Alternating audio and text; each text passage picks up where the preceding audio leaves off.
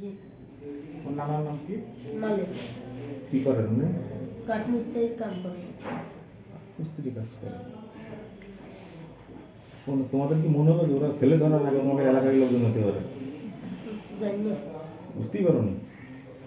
মুখটা দেখা আছে।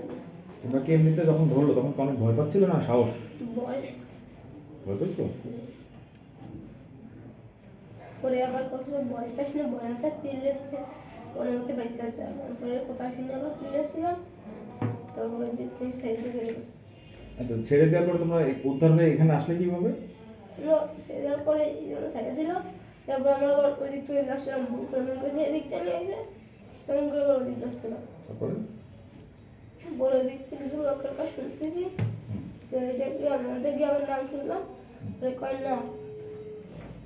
তারপরে পরে ওদিক থেকে কিছু লোকজন একদিন এসে লোকের কোন জায়গাটা ফোন করলেন, তো লোক এসে আবার এই জায়গাটা ফোন করছে। পুলিশে খবর দিছিল? জি। তারপর পুলিশ যে তোমাদের নিয়ে আসছে? জি। একটু বলো তো, সবাই স্থানীয়রা পুলিশে ফোন দিল, বলো। তো স্থানীয় পুলিশে ফোন দেওয়ার পর আমাদের এসে নিয়ে দিল। পুলিশ উদ্ধার করছে? জি।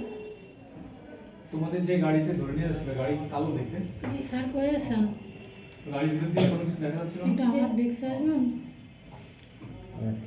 শোনো